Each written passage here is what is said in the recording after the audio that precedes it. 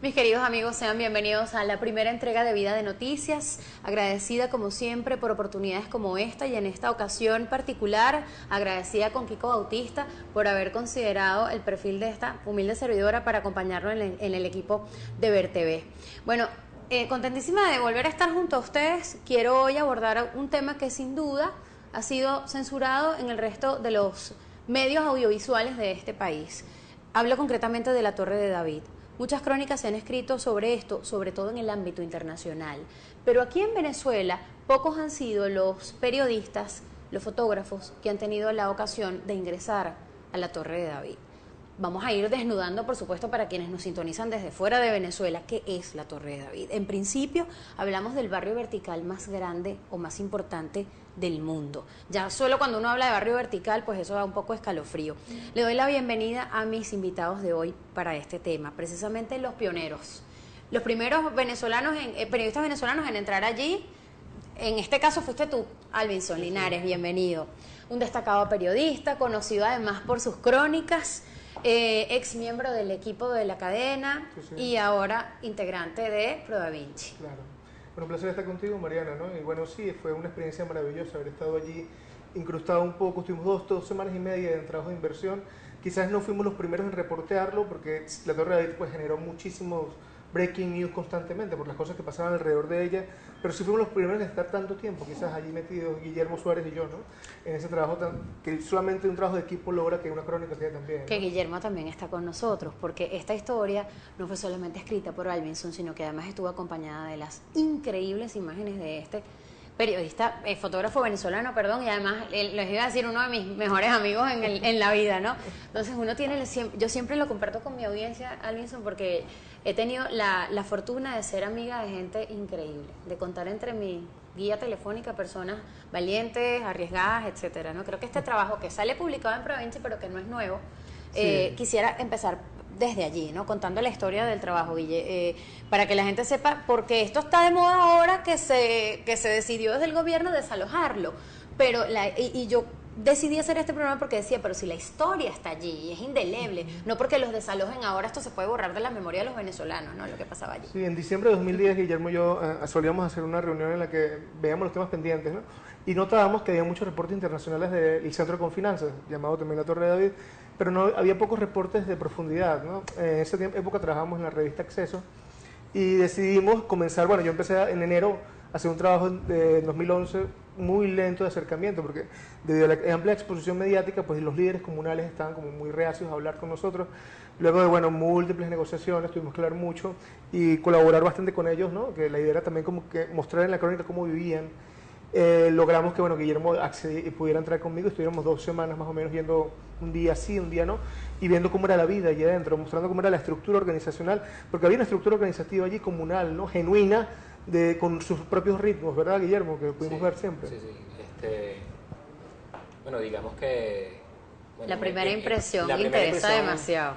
Bueno, yo creo que la primera impresión es, primero, cuando te encuentras esa torre majestuosa, que está como en ruina, enmarcada dentro de la ciudad, ¿no? De lo que es el paisaje urbano, ¿no? Y bueno, digamos que para uno como fotógrafo el choque visual es bastante fuerte, ¿no? Esa imagen ahí en medio de una ciudad que está en constante crecimiento, que cada día se va abarrotando y que ya casi no hay espacio, ¿no? Entonces, bueno, nace, como digo yo, en este país todo es sui generis, ¿no? Aquí todo pasa, o sea, cosas que ocurren aquí que no ocurren en ningún otro lugar del mundo. Que no ocurren en otro país, como por ejemplo, que dentro de una estructura que está abandonada se crezca, digamos, una comunidad. Una barriada, claro. Una barriada, una comunidad de personas que por múltiples factores socioeconómicos no tienen dónde vivir y, bueno, toman estos espacios. Como ha venido pasando durante estos 15 años ya, que han tomado muchos espacios. Pero el caso de la Torre de David es atípico porque primero, por supuesto, es el primer barrio vertical que hay, donde bajo una estructura de, digamos, una iglesia evangélica, se forma una comunidad, ¿no? Y bueno, con ciertas normas, ciertas reglas, y aparte de eso, es una ciudad dentro de una ciudad. porque ahí adentro de esa ciudad, como lo pudimos constatar, había locales comerciales, bodegas, panaderías, peluquerías, Cybercafés. pequeñitas microempresas, saber café. Y bueno, digamos que esa economía propia que se movía internamente, como por ejemplo el hecho de que mototaxis te subieran hasta ciertos pisos, era bastante interesante, ¿no? Y bueno, por supuesto, mi trabajo aquí tuvo, la visión que tuve fue ilustrar cómo se observaba, cómo era desde adentro hacia afuera. Okay, muchos trabajos se han hecho sobre esa torre en medio de la ciudad, pero de repente mi aproximación fue a qué veo si yo fuera la persona que vive ahí, cómo veo la ciudad. Claro. Entonces son puntos de vista desde ese sitio donde puedes ver hacia el este de Caracas, hacia el oeste, y bueno, un poco jugando con esa luz de tarde, porque además hubo un día que fue muy privilegiado, porque además cuando la Torre de David tiene como cierto aire romántico, ¿no? En medio de Caos. Del caos, claro.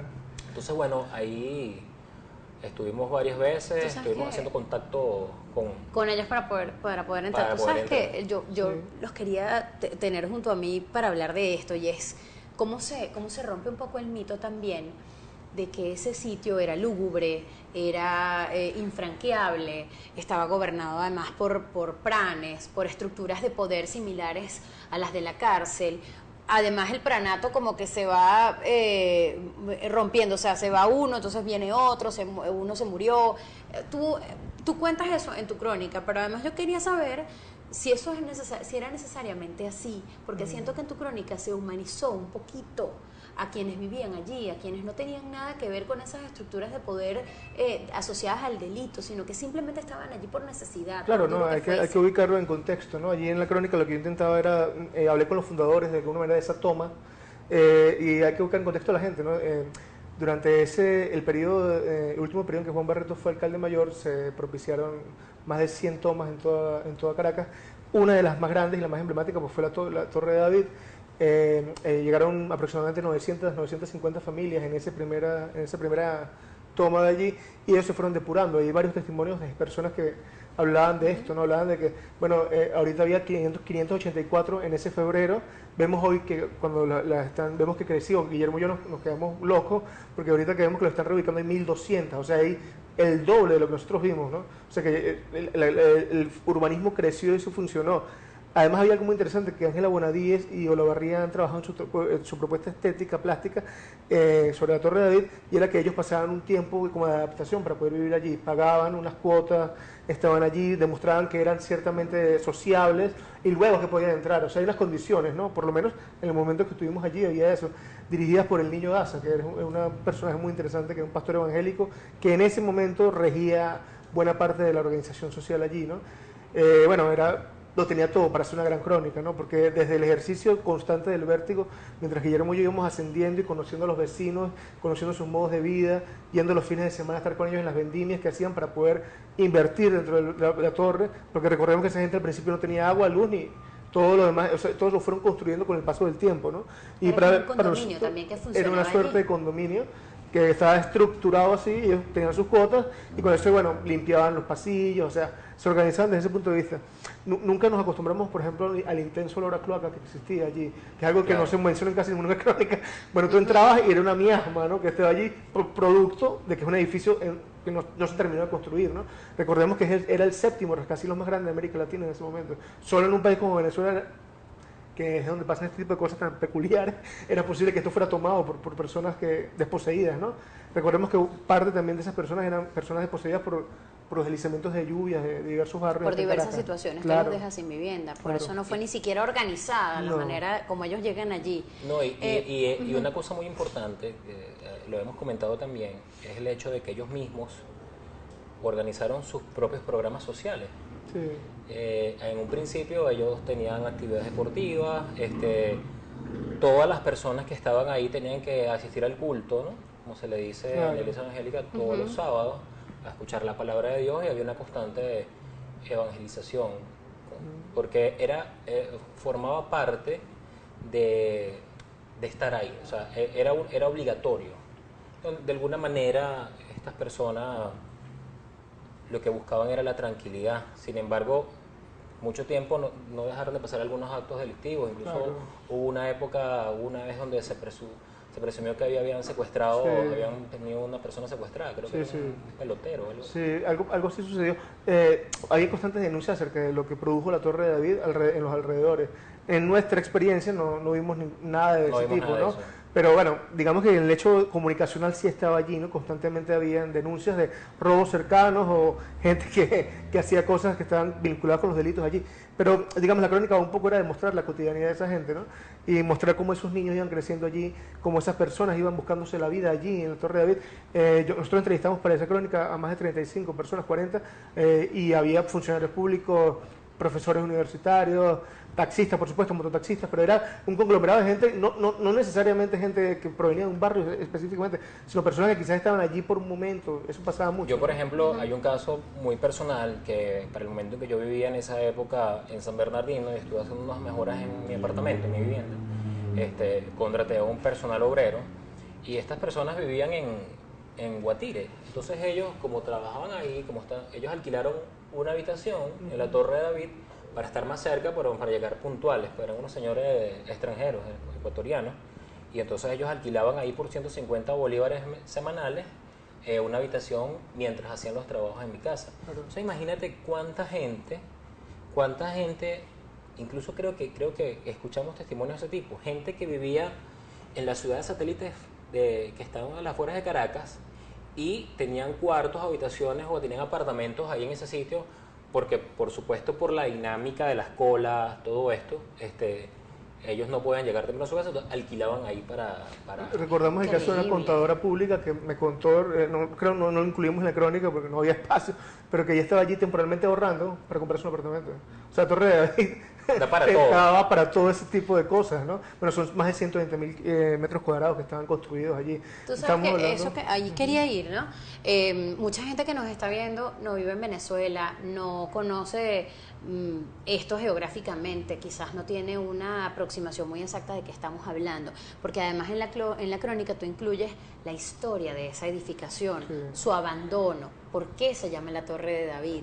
Todo tiene una razón y todo forma parte de la historia que contaste. Me gustaría resumirla brevemente para que quienes nos ven sepan qué pasó allí, por qué esa estructura fue abandonada y cómo llegan estas personas, claro, con el aval de la autoridad local, que en ese momento era Juan Barreto, a instalarse y habitar un sitio que a todas luces pues lucía o parecía inhabitable, ¿no? Sí, es interesante porque hay que volver a los 90, ¿no? Cuando en Venezuela, pues digamos, hubo varios sucesos importantes políticos y económicos, pero David Brillenburg fue uno de los banqueros más exitosos de Venezuela en ese momento, que era el creador del grupo Confinanzas y tenía un sueño. Su sueño era tener, de alguna manera, bueno, la sede nacional del banco, de su banco, que era Confinanzas, que fuera algo suficientemente majestático, ¿no? Majestático y además magnificente.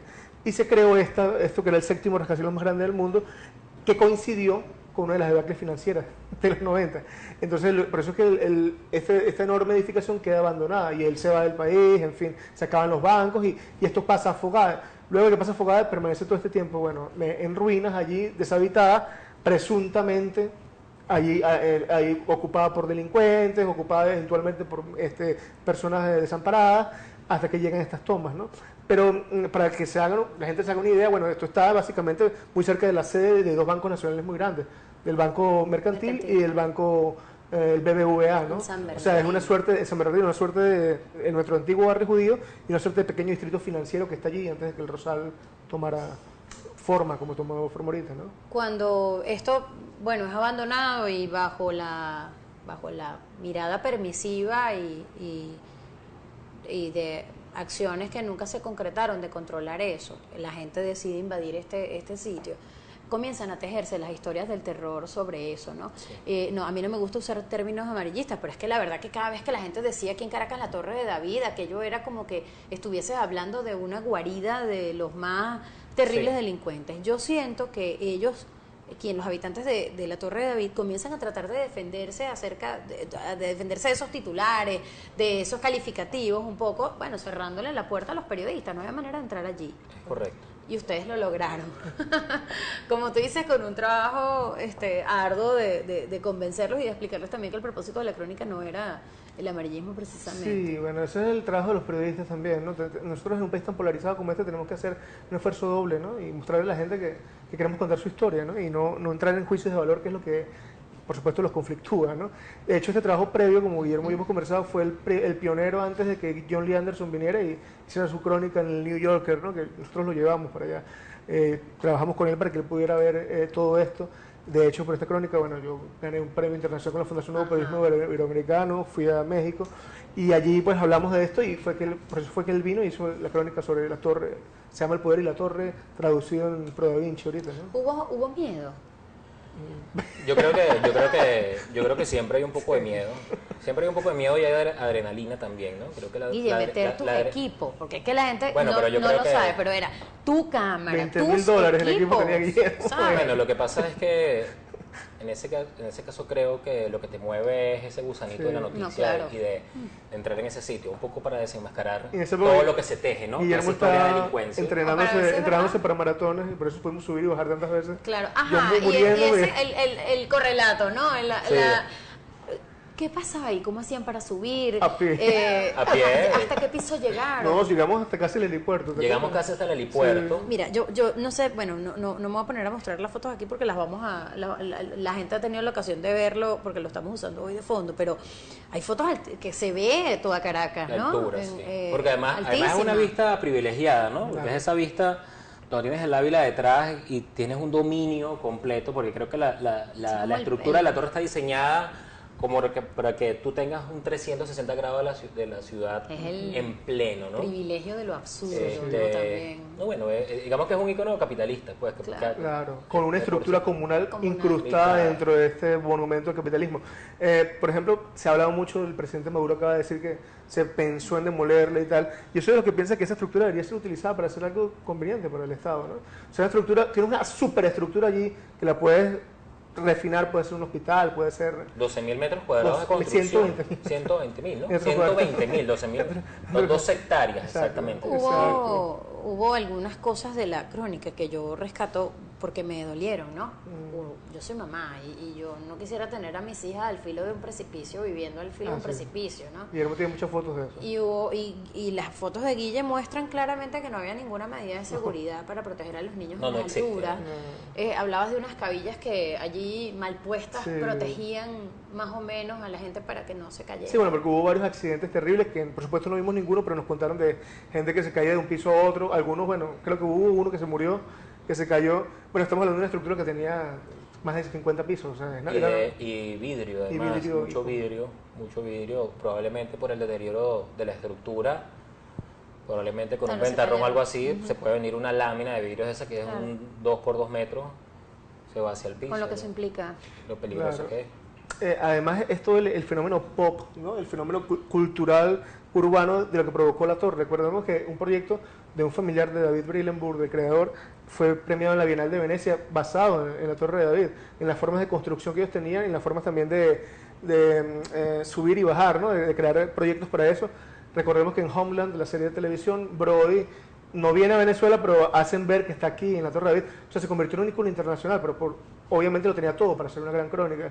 Y sobre todo la idea de este trabajo específico era mostrarle la humanidad a las personas que estaban allí, que es nuestra gran preocupación de Guillermo y mía como periodistas hoy en día, al ver que hubo protestas cuando los trasladaron. O sea, ¿qué va a pasar con toda esa gente que estaba allí, que tenía su modo de vida allí, legal o ilegal para el gobierno, pero ya después de tantos años, ahora que lo trasladan a Ciudad Zamora? ¿Qué va a suceder con ellos? ¿No? Quizás esa es la próxima Con el crónica, rechazo de quienes la además próxima viven allí. crónica que vamos a hacer, quizás Esa va a es la ser que esa, vamos. ¿no? Es volver a ver qué pasó con ellos, ¿no? ¿Qué va a suceder con estas personas que estaban allí? Hay varias cosas que me interesa retomar antes de despedir este programa, que es saber dónde la gente puede ver el trabajo de ustedes. Entiendo que además las fotografías, Guillermo, han llegado fuera, no solamente las tuyas, sino de otros fotógrafos que Sí, ingresaron. recientemente exposiciones, uno premios. de nuestros jóvenes talentos, Alejandro Segarra, fotógrafo, reportero gráfico, ganó el premio Leica, Claro. que lo recibió en Alemania, la reconocida marca de cámara fotográfica, la más antigua del mundo, conjunta un trabajo documental de la Torre de David que no ha culminado. Yo creo que todavía la torre va a dar mucho de qué hablar. ya de diferentes aristas, ¿no? Desde el punto de vista de las familias que se van, de lo que queda ahí, lo que va a pasar, si la compraron los chinos, no la compraron, ¿qué va a pasar ahí? Todavía quedan muchas dudas. Ese es otro programa de vida. Bueno, esperemos que nuestro talento joven siga haciendo trabajo de este tipo. Miren, en Pro Da Vinci están las fotos de Guillermo, en el trabajo publicado por Pro Da Vinci que hizo Alvinson, las ruinas vivas de la Torre de David es la de Alvinson, El poder y la torre es el de John Lee, traducido, que lo tienen también en prodavinci.com. Y bueno, solamente me queda casi 30 segundos para despedir, pero quiero mostrar el libro por el cual vas a volver a venir a este programa. Bien, este otro de los trabajos que hicimos Guillermo y yo se llama El último rostro de Chávez, y bueno, es un libro básicamente en el que recogemos crónicas, tanto visuales como mis crónicas escritas sobre lo que fue la enfermedad del presidente y también sus funerales, ¿no? Que fue un hecho inédito en la historia contemporánea. Porque además el señor estuvo en Cuba investigando este tema, claro, cubriendo el tema, cosa que de verdad eso no tiene precio en la vida de un periodista. Claro. Les agradezco a ambos su compañía. Muchas Estamos debutando en este medio, Buenísimo. así que espero que esto nos llene de mucha suerte para seguir adelante. Con gusto, cariño. Los adoro. Gracias por estar conmigo y a ustedes por recibirnos como siempre en sus casas. Infinitas gracias.